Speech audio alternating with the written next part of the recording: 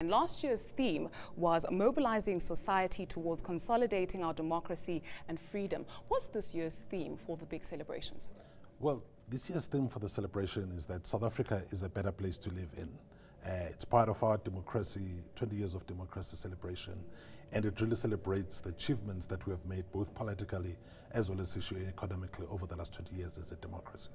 And when we look at the arts and culture portfolio specifically, what have been some of those achievements that you have reached, and maybe some of the difficulties, if you can highlight for us?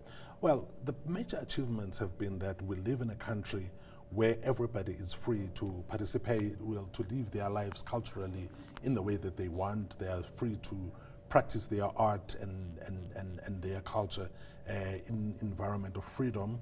But a big also achievement is that we have been reintegrated into the cultural world. You'll recall that there was a cultural boycott on South Africa during apartheid, and that integration has happened successfully. Some of the challenges is that I don't think that we have been able to help everybody in the arts that requires help. Resources have not always been as much as we would have loved them to be, but we have made great strides. And let's talk about the celebrations over the weekend. When do they start? What will be taking place and where?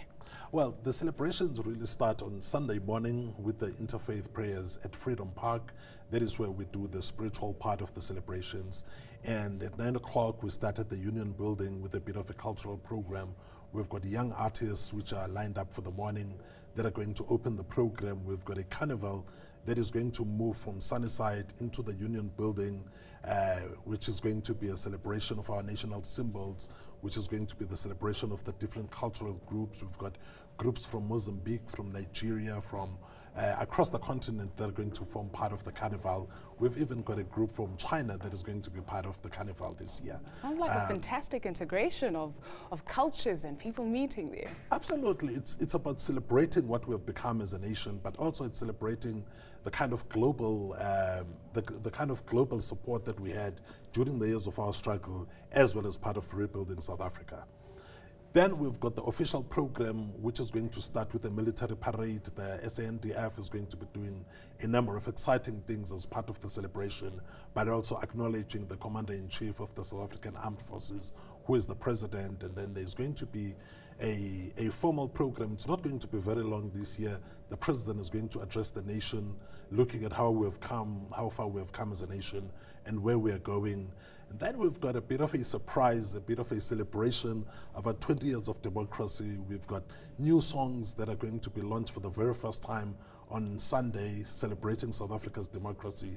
We've got the Freedom Dance, which is going to be done publicly for the first time in that form. So we've got a number of things that celebrate our freedom next week. It sounds like one that you definitely cannot miss. Now, what is your message to the people of South Africa as we celebrate 20 years of democracy and as we mark this on Sunday? Well, for me, the big message is that we've got a good story to tell as South Africans. We've got to celebrate this. I mean, many countries that democratized after us have not been able to sustain their democracies. We've been able to do that, and we've got to celebrate that. But as part of our celebration, we've got to commit ourselves to building an even better South Africa over the next 20 years, being led, obviously, by the National Development Plan.